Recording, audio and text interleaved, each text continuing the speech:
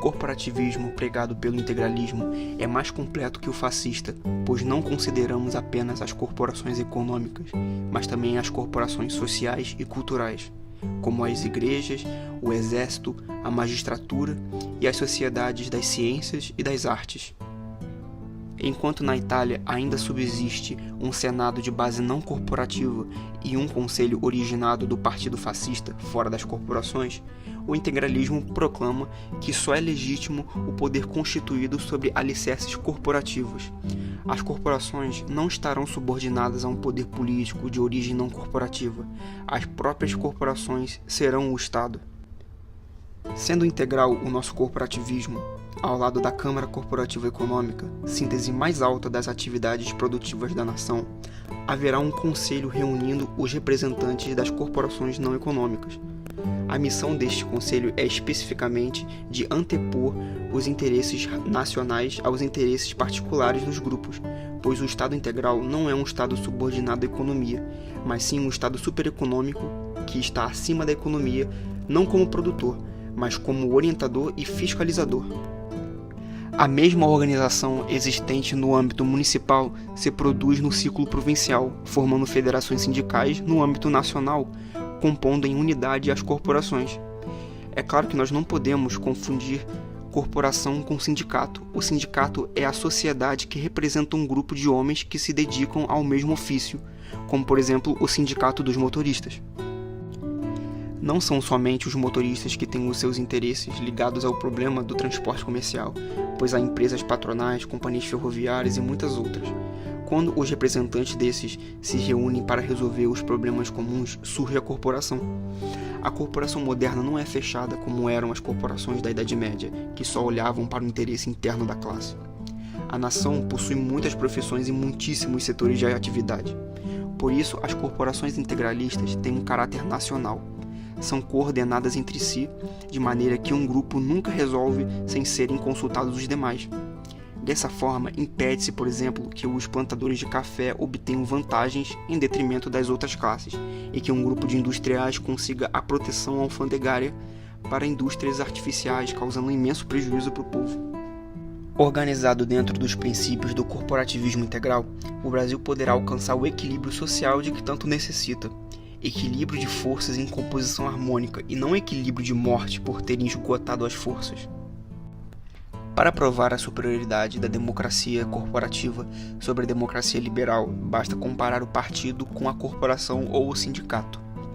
Enquanto o partido é heterogêneo, a corporação é homogênea, juntando homens do mesmo ramo de atividades, fazendo deles naturalmente unidos. Enquanto o partido é artificial e transitório, vivendo em função de descontentamentos pessoais, a corporação é natural, pois os homens se unem naturalmente quando têm as mesmas coisas a defender. Enquanto o partido só tem vida real nas eleições, a corporação desenvolvendo um sistema de forças sociais que não sofrem a solução de continuidade, é por isso um organismo permanente.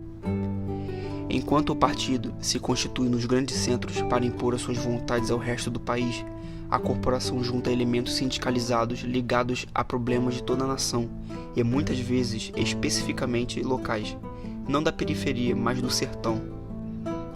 Enquanto o partido se forma para conquistar o poder e excluir os outros partidos, a corporação é um órgão do próprio Estado, visando a solução de questões próprias e no conjunto orgânico das questões nacionais.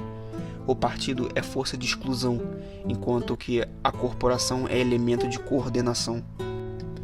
Enquanto o partido acaba entregando o poder a um grupo, a corporação sempre se mantém como um dos elementos de governo. Quem governa não é esta ou aquela classe, mas a nação distinguida em todas as suas classes. Enquanto o partido, se esforçando nas lutas hegemônicas, lança brasileiros uns contra os outros, a corporação reúne todos os brasileiros cuidando de seus interesses de um modo orgânico e unitário, sem exclusivismos. O partido, pelo fato de precisar de um voto que não interessa ao eleitor, é obrigado a usar o sistema de corrupção. Já a corporação, diferenciando os homens segundo seus setores de atividade social, moraliza o voto, pois cria o interesse no eleitor que sabe que o representante escolhido irá realmente tratar de seus interesses. O partido é elemento de corrupção, a corporação é fator de moralização. E enquanto o partido organiza planos de governo para 4 anos, vem sempre o fantasma da derrota nas urnas. A corporação permite um plano nacional para ser realizado em dezenas de anos ou até mesmo em gerações. O partido impede a continuidade administrativa, a corporação exige. Enquanto o partido é um intermediário entre o povo e o governo, a corporação é um órgão no qual o próprio povo se reúne para governar.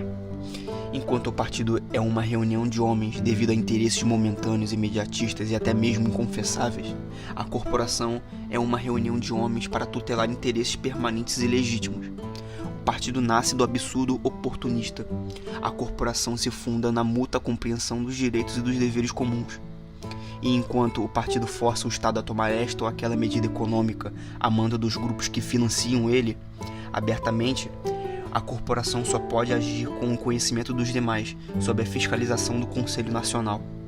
Enquanto o partido reúne trabalhadores e parasitas, a corporação só acolhe homens criadores de riqueza e de utilidades sociais, culturais ou econômicas. O partido é muitas vezes o motivo dos fracassos de todas as profissões. A corporação, ao contrário, permite o reconhecimento de esforço e capacidade.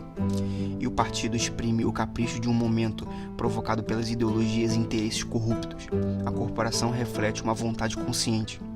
E o partido, por ser pragmático, vive no terreno dos programas. A corporação tem necessidade de uma doutrina, pois sendo um órgão de Estado, é também expressão de sua soberania. O partido olha no homem somente a sua atividade cívica. A corporação se funda na concepção integral do homem, objetivando a expansão de todas as suas energias.